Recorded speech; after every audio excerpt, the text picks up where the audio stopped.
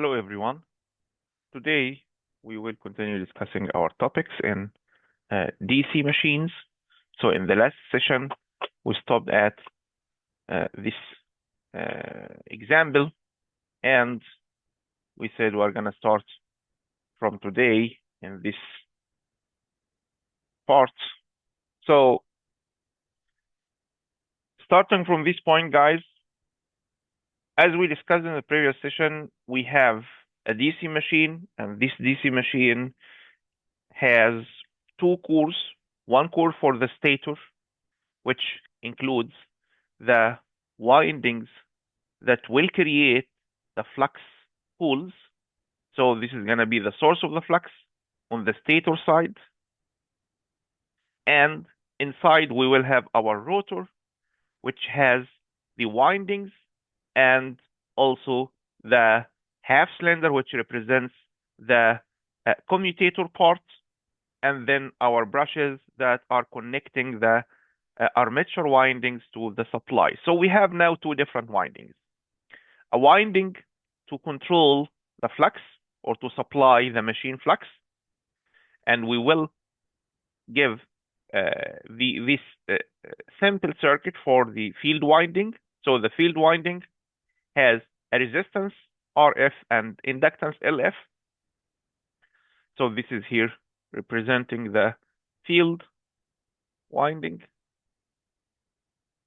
And in the armature side, and we mentioned, guys, the name armature means the windings that carry the power of the machine, the windings that carry the machine's power.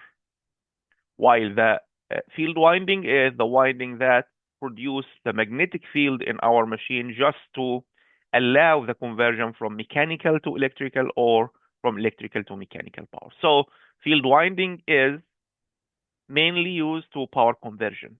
However, the armature winding is the source of our power. So for a machine, you may find that you have a machine of like several kilowatts of power, and field winding is few hundred watts. So it's a very small amount of power compared to the power through the armature winding. And sometimes we can neglect the winding, the field winding losses in our machines. Okay, so later on we'll discuss the power flow in our machine, and we will see when can we include or exclude the field winding loss. So this is now our field winding, and it will be supplied from a DC source. Now for the armature winding, we have similarly, like any other windings, we will have the resistance, and we should have also the inductance of these windings. However, later on we will see, guys, in steady state model, we will not use any inductance. And I'm gonna review very quickly with you guys the meaning of having inductance in the DC machine. Is it affecting our operation or not? So let's discuss this in the next slide. But for this slide, let's say that to represent our armature windings, we have a resistance. This resistance, we will call it the armature winding resistance. And since we have brushes, these brushes here, guys, will have a constant voltage drop all of the time. So we will represent the brush voltage by a DC source, a small DC source like that. And these brushes, along with the commutator, can be represented by this symbol right here. And since you will have a generated EMF due to the concept of the operation of the machine. So in the last session, we drive together the induced voltage relation of the DC machine. So this is the induced voltage relation here. This is the induced volt that will be generated across the armature windings. So we can represent our winding like that now. We have armature volt or back EMF, whatever the name. Generally, we can say armature volt in case of generator and back EMF in case of motor. However, whatever, you can find these two names in many books or any place. So don't worry about the giving name, but you have an induced voltage inside the machine, whatever the name, generated volt, back induced volt, back EMF, whatever the name, it's considered as a voltage source in our machine. And this voltage source, guys, depends on the machine speed and the field, the magnetic field density that we have in our machine. So again, the armature circuit, we have voltage source, another battery represents the brush volt, and then a resistance that represents the armature resistance. Sometimes we can simplify the circuit by neglecting the brush voltages, especially if we have high voltage machines. High voltage, I'm referring to the high voltage in AC, like what we have in transformer, but sometimes you may have like a machine of like 1500 volt DC. Okay. For instance, guys, in electric vehicles now, in electric vehicles, you have the 48 volt, but you still have some electric vehicles that can work with a battery up to 1000 volt, 800 volt and 1000 volt. So this is relatively high for the DC. Okay. So this is the voltage level. If the voltage level is high like that, so we can neglect the brush voltage because the brush voltage by the end is going to be like 2 volt, for instance. So this can be neglected to like few hundreds of volts. Nice. Let's focus again, guys, on motors because DC generators are obsoleted in the market. This is thanks to the power electronic circuits that can provide DC sources. So we don't need DC generators anymore. However, we can have just very small DC machines work as generator in some applications, but it's not used mainly for power generation of DC in our life anymore. So in case of motoring, the current is going to be entering to our motor like that. So here we will have our terminal volt connected to the motor, and you will have a current entering this motor. And this current, we will call it armature current. So we have now armature circuit, which is the armature winding, and we have field circuit, which represents the field winding. So here in this circuit, guys, you can find that we have a similar circuit, except that we don't have the brush voltage. Sometimes, guys, we may need to add external variable resistance to our field winding in order to control the field current and the field of our machine. Why do we need to control the field? We will discuss this in more deep in the machine speed control. So if you would like to control this speed, so we can add a variable or adjustable resistance in series with our field winding. So we can say by the end, we will have in this circuit here, we will have a variable field resistance. So variable field resistance here is referring to having an adjustable resistance along with the field resistance. So this is the meaning of having variable field resistance, because you cannot have variable winding inside our machine. Or let me correct this expression. Let's say we don't prefer to have variable winding or changing the winding connection inside the machine during operation. So this is very old version of winding control, and we don't use it anymore right now in industry. So the best way is to have a series variable resistance. This is in what's called conventional control techniques. However, the advanced control techniques, we have a lot of ways to control the field current here without adding this variable resistance. So this is called advanced drives, or based on power electronic converters.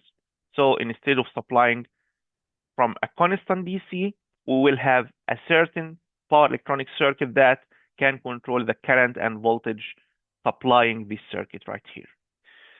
So by the end, we have two circuits again, the field circuit and the armature circuit. So these are the two main circuits in our machine. Main circuits, this means we may have other auxiliary circuits or sub-circuits. Yes, we have actually some other sub-circuits that can be used in this machine. It's different field windings that can be connected in this machine to give different characteristics. So let's see, for instance, guys, if we are going to classify the DC machines according to what we have in our life. So you may find that you have a field winding like that and armature winding. So this type, guys, we call it separately excited. So this is type number A, which is separately excited. Separately excited, excitation, guys, means supplying. So the word excitation means supplying the field winding. So excitation means creating the flux in our machine. So if it is separately excited, this means the field winding is separate from the armature winding. So we supply the machine, the field winding separately from the separated from the supply of the armature winding. So if you have here supply V terminal, you have another supply V field, and it has to be DC supply. So this is called separately excited DC machine. In this type of machine, guys, we need to have two sources. Sometimes we do prefer to have one source only. So this reduces the number of devices that we are going to use in this machine. So if we connect the field winding in series with the armature winding. So here we have the series field winding connected in series with the armature. So we will call this motor a series DC motor. This motor, by the way, is preferred to be used with high starting torque machines. So this is used for high starting torque, like what we need in elevators, for instance. Okay, so you may find old elevators using series DC motors. Okay, so you need high torque at the starting. Starting means at the instant of connecting the machine and start moving the machine. So this is the meaning of starting the machine. But in order to connect the field winding in series with the armature winding, you have to make this field winding resistance, firstly, high cross-section area in order to allow the flow of the armature current, because the armature current is going to be much higher than the field current. So this is here the armature current. So for instance, if you would like to compare between these two machines here, so the separately excited DC machine, if you have, for instance, let's say 100 ampere flowing in this armature circuit, you may have like just 2 ampere flowing in the field right here. So this means, guys, the winding that will carry 2 ampere will have a different cross-section area compared to the winding that will carry 100 ampere. For instance, 100 ampere needs huge cross-section area. Okay, so for instance, we can have like, I believe, more than 10 gauges to have this current here, and here for the 2 ampere, you may need very thin wire, maybe like 20 gauge, for instance, okay, to allow this current flow here, or in millimeters, for instance, let's say like 0.5 millimeter or 1 millimeter cross-section area, 1 square millimeter cross-section area for the field winding, and for the armature winding of 100 ampere, you will need higher cross-section area of the winding. So because, guys, you know that resistance equals rho L divide A. Rho is the resistivity of the wire, L is the length of the wire, and A is the cross-section area of the wire. So if you have high current, the cross-section area has to be high, and the total resistance is going to be low for the same length and resistivity. So high cross-section area means lower resistance, and low cross-section area means high resistance. So we expect for the separately excited machine that the resistance is going to be high. So I can write down here RF is high, IF is small.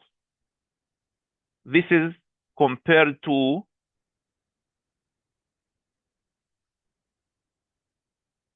the armature resistance and armature current. Okay. However, in series motor, since the field current and armature current are the same because both windings are connected in series, so this series winding has to have high cross-section area to support the flow of the armature current. So this resistance has to be small. The series winding resistance has to be small compared to the field winding resistance in case of separately excited machine. So this is called series motor. And again, we use it mostly in the application that require high starting torque. In our class, we will focus on the shunt and separately excited. So we will focus on this type and this type. Okay, but other types we will just understand the why we use it or how to use it, but we're not going to analyze the complete performance like what we are going to do in the field separately excited and shunt field windings. Shunt field windings, from the name, shunt means parallel. So parallel, we will connect both the armature winding and the field winding in parallel.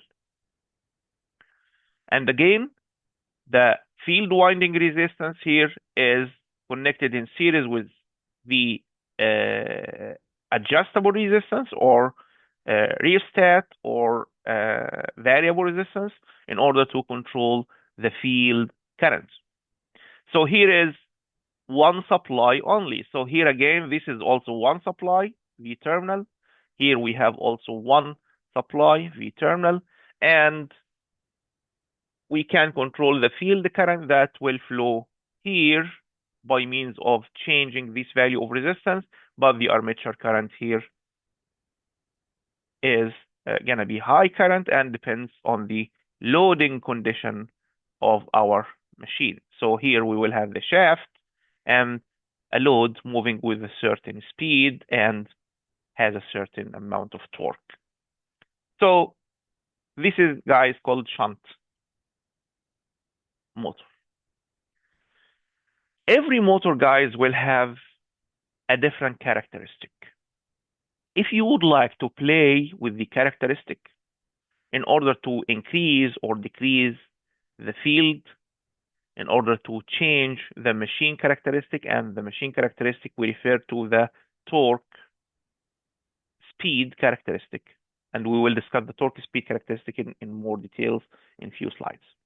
So in order to control or change this characteristic, torque speed characteristic, we can connect extra windings to our machine. So it's going to be like a combination between having series and parallel windings. So if you have the parallel field winding along with the series field winding in this configuration, we call it short shunt.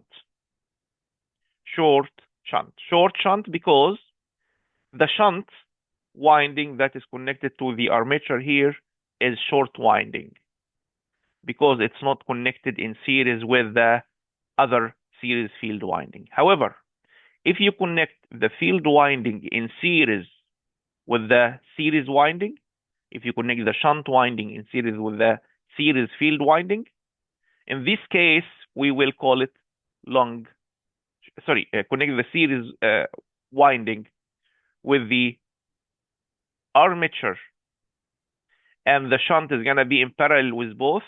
So we call it in this case long shunt. So all of the time, guys, the series winding is going to be connected in series with the machine. But it can be connected in series with the combination of field and armature winding. And in this case, we call it short shunt. and we can connect it in series with the armature alone, and in this case, we will call it long shunt.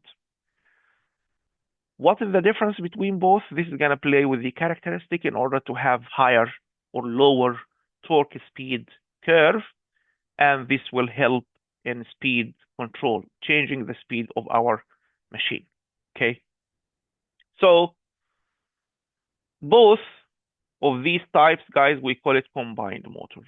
So this is combined motor or compound DC machines.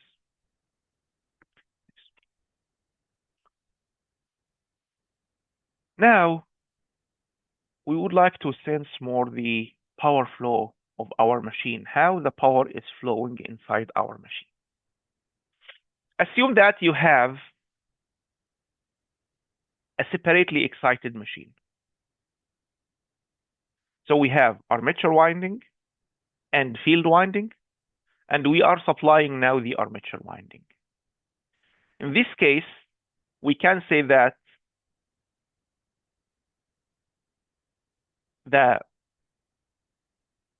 let me draw here the circuit. So we have here, this is the field winding, and we have here the armature winding. This is the armature resistance.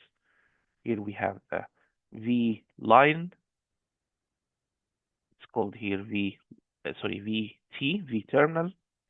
And we have here the I line. And here we have IF.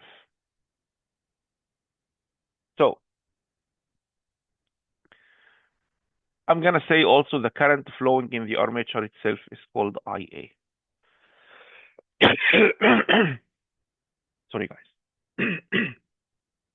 So in this case, guys, the power that will enter this circuit, the main power is going to be here in the armature circuit. So we can say that the input power is VT times IL. So this is P input, VT times IL. For the first stage, when the current will starting flowing in our machine, guys, you will have some copper loss. Copper loss means the losses that will be produced on the machine windings. So the machine winding has a resistance. The armature winding has a resistance of RA, and the field winding has a resistance RF. So both will have some copper loss. And you know that any resistance has a current flow, the power loss across this resistance is going to be I squared times R. So we can say that the I squared R losses, which is called copper loss, so this is P copper. P copper equals summation for the I squared R in the circuit. So we have I armature squared times RA. This is in case of separately excited. So you have I armature square times R armature, and here IA and IL are the same. Also, you have IF squared times RF. This is the field losses. And the other loss that we didn't draw here, the brush loss. So the brush loss will also have some power losses, which is VBD, the brush voltage, times IA. All of these, guys, the summation of all of these terms is called P copper. So this is going to be the losses across the windings and the electrical component of our machine. So this is electrical loss. The remaining power, so if we subtract Pn minus P copper, the remaining power, guys, is called converted power. So this is the converted power, which is EA, the armature volt, times IA. So the armature volt or generated or back EMF times the armature current. And we mentioned that this power, guys, equals also induced torque times omega M. the induced torque also, we derive the relation of the induced torque in the previous sessions, and omega m is the motor speed. So this is called the converted power.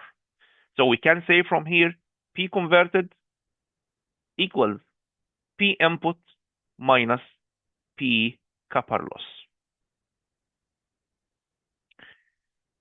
The remaining power that will flow in our machine still will lose some terms like core loss. We agree together, guys, and we learn the magnetic circuits. We have what's called core losses. So the core losses have two main components, the hysteresis loss and the eddy current loss. We have a third term called the excess loss, but this is a bit advanced term. You will learn that if you make graduate studies in the magnetic circuits or electrical machines. So this is a third term that comes actually from the what's called interior pH BH curves or BH loops of our machines or our cores, and this is due to the power electronics or high frequency supply to the machines. So this is a bit advanced, but if you hear or someone or any book you found this expression called excess loss, so this is a bit advanced topic, and this is only when we supply the machine by power electronics. However, in most of the books, guys, you will see that the core losses are hysteresis loss and eddy current loss. So since we have cores, we will have some hysteresis and eddy current loss. If we subtract P conventional minus P core, all the remaining power now will be mechanical power. The mechanical power, we will have some mechanical losses due to friction.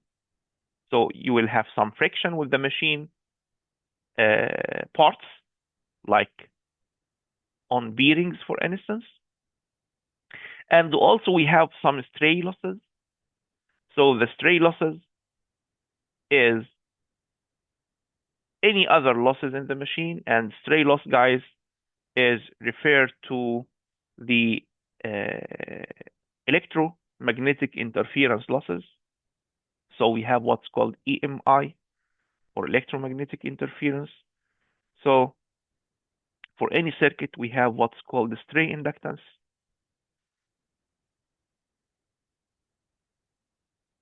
and stray capacitance.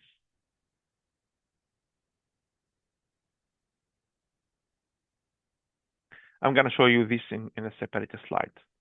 So due to this stray inductance and stray capacitance, also you will have some stray losses. The remaining power, guys, is going to be the output power. Sorry, this is P out, not P in. P out is going to be torque applied or torque shaft times the machine speed. So we can say here, guys, if you would like to get the other relations, P out equals P converted minus P mechanical loss, which is mainly friction loss, minus P core loss minus P stray loss. Okay, so these are the different losses that we have in our machine.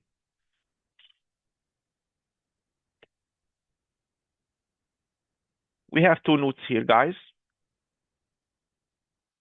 A rheostat, which is the variable resistance, is normally included in the circuit of the shunt winding to control the field current and thereby to vary the field MMF or magnetomotive force. So this is most of the time is there in our circuits to control the field.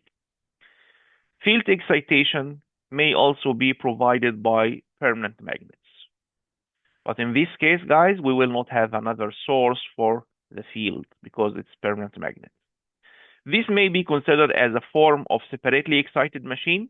So we can consider the permanent magnet DC motor as a separately excited machine, and the permanent magnet providing the separate but constant excitation.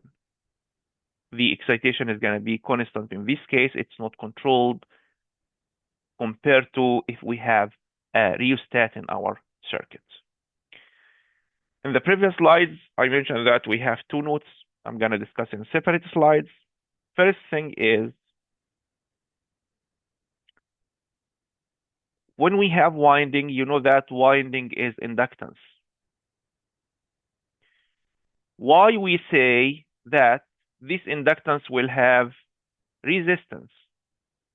Why we converted L to R? So, firstly, for any inductance, guys, you know inductance is made of wire, and this wire is wound around a magnetic core or sometimes air core, whatever. And by the end, it will have the value of the inductance. So the inductance itself, which is N squared divide the reluctance of the magnetic core. And it will have also what's called ESR, or equivalent series resistance. So the winding itself will have an equivalent series resistance, because by the end, it's nothing but some wire, and this wire has cross-section area and length and resistivity for the wire itself.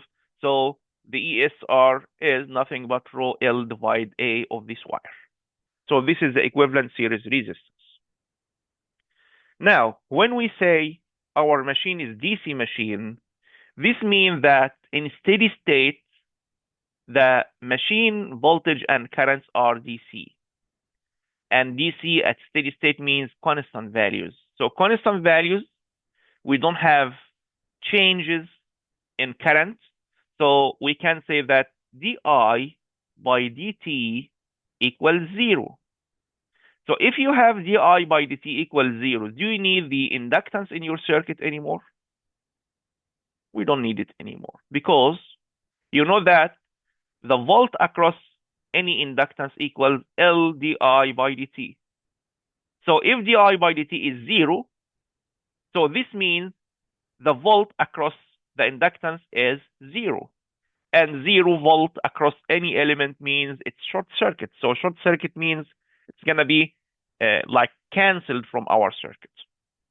So in steady state in DC machines, we do not consider the inductance.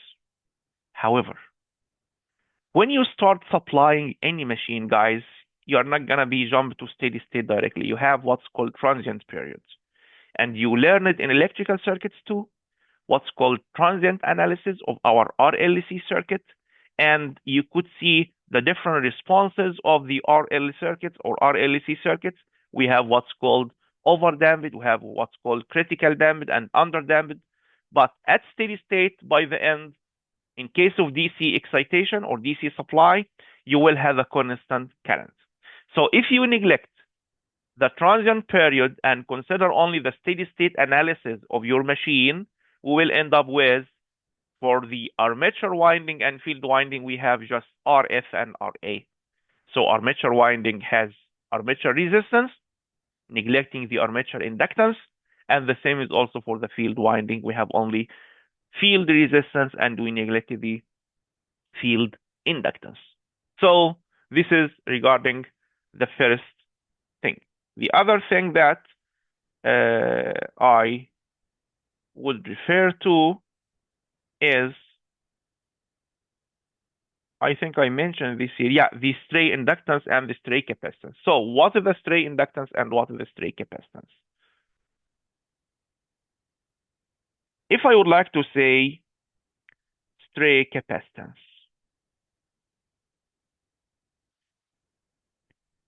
if I'm going to say, guys, here is our rotor, and the rotor has the windings inside the slots. So the windings here will carry some current. Assume this is one wire or one conductor carrying current. So there is a current flow in this conductor here. And this is another conductor on the other slot. So we have many slots in our rotor.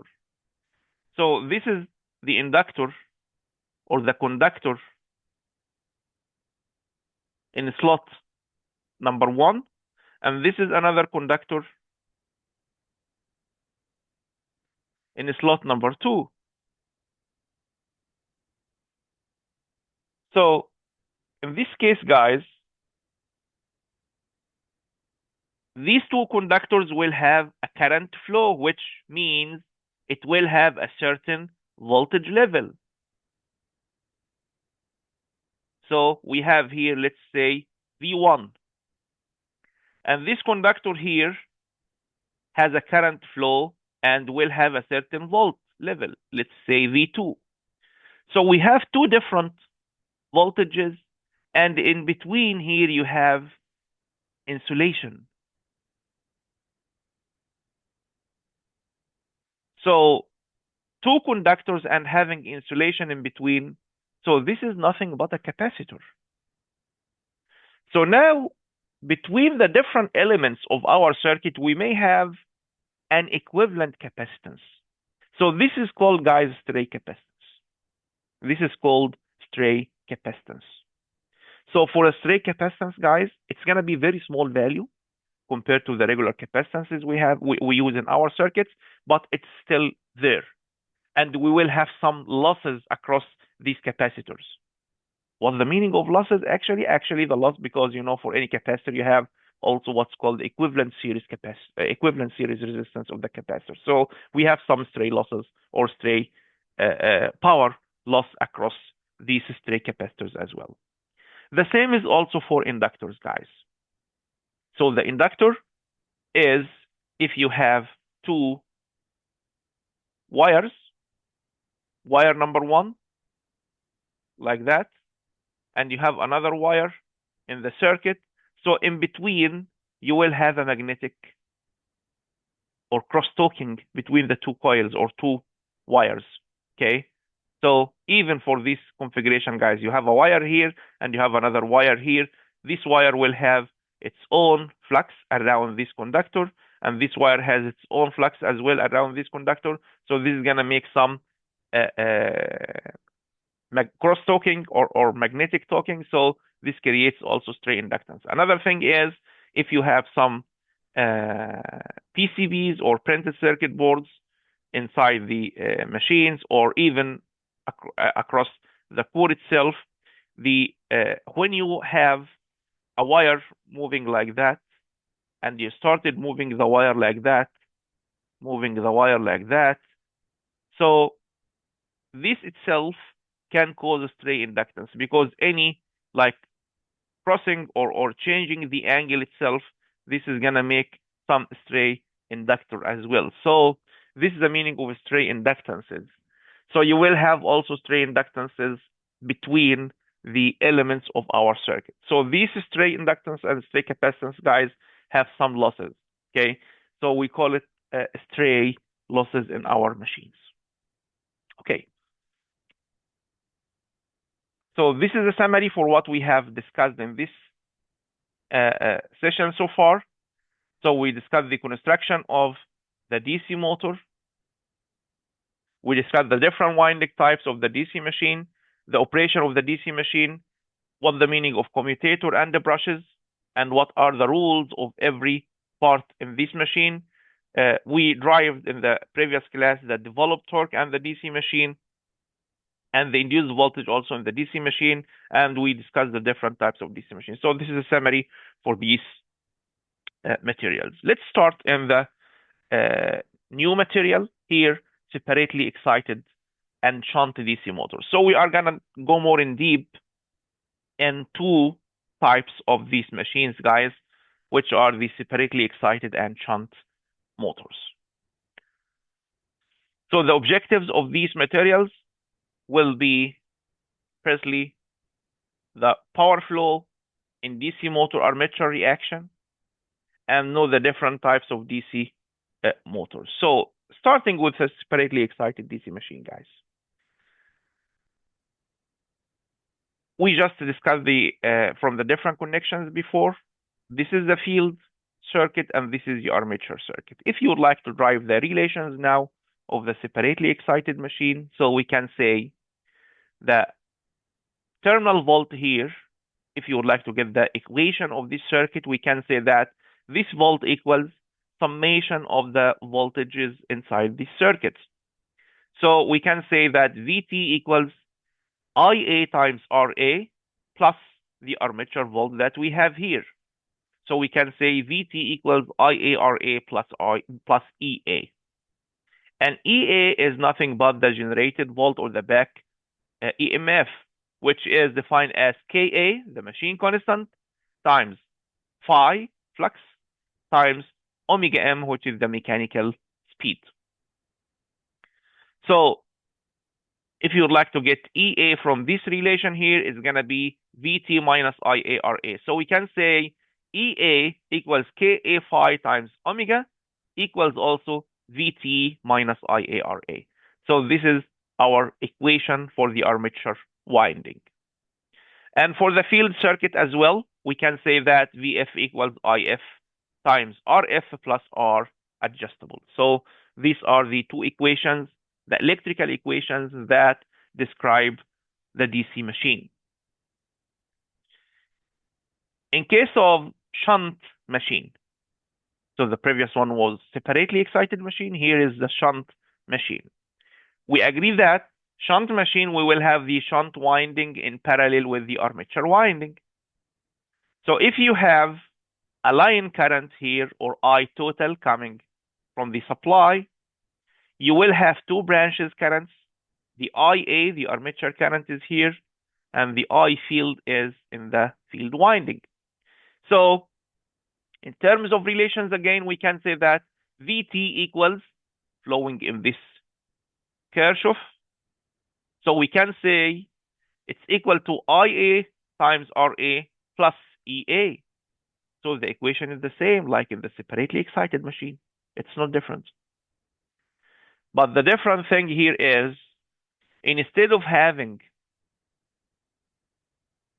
field and armature windings supplied from separate sources, both here are supplied from the same source. So we can say that IT, the total current, equals IA plus IF. Okay, so we can use Kirchhoff current law at this node here to get the field and armature current from I total. And we will see this in some numerical examples. Regarding the induced voltage is still the same, guys. So EA equals Ka times phi times omega. Again, Ka is the motor constant, phi is the flux of our machine, and omega m is the mechanical speed, equals VT, the terminal volt, minus IA armature current times RA armature resistance. So here are the relations that describe the shunt DC motor. So comparing the two relations together, guys, you will find the only difference is the relation of total current with the armature and field current. Okay, this is the difference between the two connections in terms of the equations. Now we need to drive the torque speed characteristic of our machine. So for any machine, guys, we have what's called output characteristic. So the output characteristic, since this is motor, so the output is mechanical. So for any mechanical device, we will have a relation between speed and torque, or speed and force, or force and displacement. So it depends on the mechanical device. So for rotating machines, we will have a relation between speed omega m, angular speed, and induced torque, the electrical torque of our machine. And the relation, whatever the relation we will get here, this is called machine characteristic. This machine characteristic will be applied, or another characteristic will be applied to this machine characteristic to drive the operating point. So we have a load characteristic and a machine characteristic. load characteristic and machine characteristic will intersect together in a single point, which is the operating point of our device. So we will compare this later on to see how can we control the machine speed. So controlling the machine speed, it's going to be controlling a machine speed with a certain loading condition. So we will see more deep detail discussion about the controlling the machine speed. But let's say firstly, I would like to generate this curve. How can I get this curve right here? So in order to draw this curve, we need to supply a motor by a certain volt and changing the loading condition and current and see the performance of our machine. So we need to calculate the torque and speed for this machine. How can we do that? Let's firstly drive the speed equation. So you know that the induced volt equals the machine constant Ka times phi times omega, which is equals also to terminal volt minus Ia times Ra. So this is the electrical equation that we derived in the previous slides. And you know also, guys, that torque equals Ka times phi times Ia. So this is the derived equation of the machine that we made in the previous sessions. So if you'd like to give the variable omega in a side, so we will divide this equation over Ka phi. So in this case, we can say omega m equals V terminal minus armature current times armature resistance, divide machine constant times flux. Let's divide this equation in two sections. So we can say omega m equals Vt divide Ka phi minus, it's going to be minus Ia Ra divide Ka phi. Let me write this down here. Vt divide Ka phi minus Ra divide Ka phi times Ia. If you would like to replace Ia by means of torque divide Ka phi, so this would be here Ra divide Ka phi square times torque. So here is our relation, guys. This is the speed relation as a function of torque. How can we get this characteristic? Firstly, you have to have a motor model. Model means a motor with a certain armature resistance supplied with a certain terminal volt, and you have a constant flux of this machine, and start changing the load torque and calculate the corresponding machine speed. So changing the load torque means applying different current values. Or if you would like to make it like just mathematically without any kind of loading conditions, so you can just make this equation in MATLAB, for instance, and change torque from 0 to a certain value of the machine rated torque value, for instance, or above the rated value, and see how the machine curve will be. Let me analyze this curve with you right now. We will speak maybe like a few minutes on this curve, guys, and we'll end up our class on this curve. And next class, we will solve some questions on this curve. So I would like to know what is the speed at zero torque. So speed at zero torque means this term is going to be canceled if t equals 0.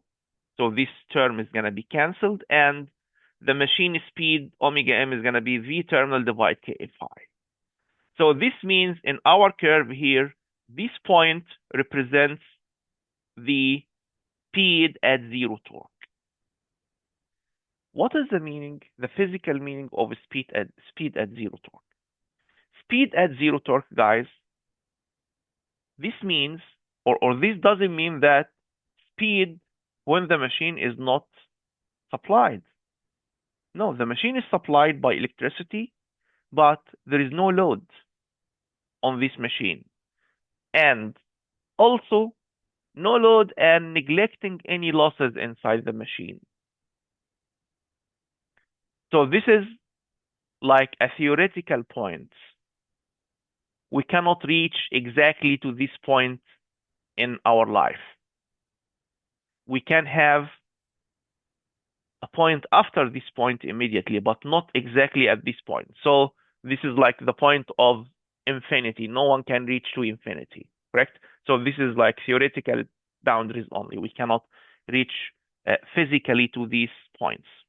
So machine is supplied by volt. Some current is drawn. The losses, mechanical losses, stray losses, core losses are neglected. So in this case, you would have, if you have zero load torque, so the electrical torque is going to be zero in this case. And in this case, our speed is going to be called no load speed, omega naught. And we can say now omega naught, the no load speed, is V terminal divided Ka times phi.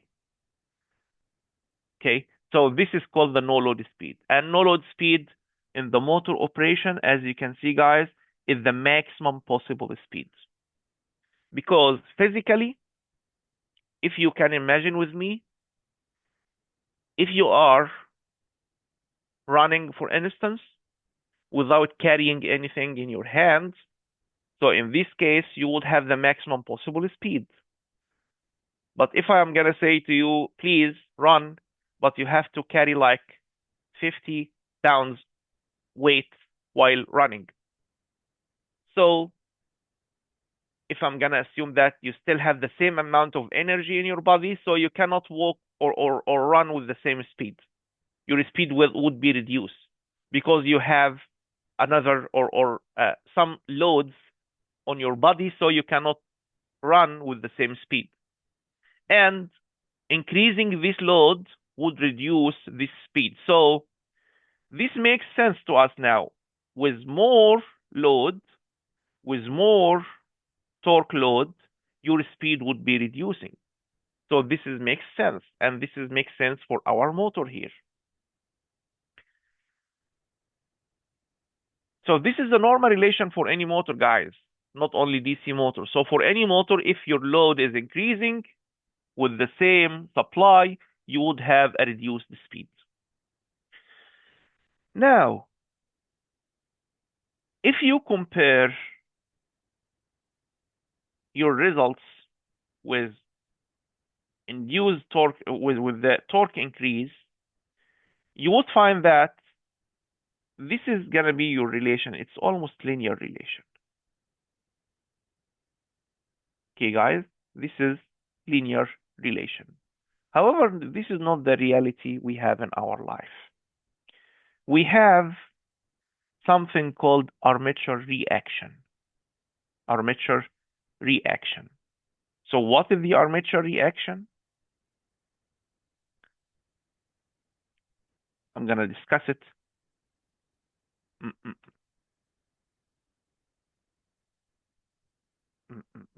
Let's say, okay, let's discuss it right here. So now this is our field circuit, and we have here our armature circuit. So the field current, when flow here, this would make the flux interacting with the armature circuit. And the flux interacting with the armature circuit will generate the back EMF. And this is going to be allowing the machine to work at a certain value. If you assume that this is a motor and you have your supply here, DC supply connected here, and you have a mechanical load on this motor, so there will be a certain amount of current flowing here. So when we consider that flux is generated from the field winding and interact with the armature winding to allow the load to flow and the machine will draw a current, we didn't consider that the armature current itself, it will flow in the winding, and this winding will have another flux that will affect the original flux coming from the field circuit. So this is called, guys, the armature reaction. So we have the normal direction of flux, which is coming from the field circuit, but we have an armature reaction from the armature circuit to the field circuit as well. And this is a flux in the opposite direction. So we expect that this flux is going to be in the opposite direction, which means it's going to reduce the flux a bit. So the armature current flow will allow the flux to be reduced.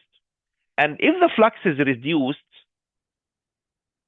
during the machine operation, this will allow the speed to increase.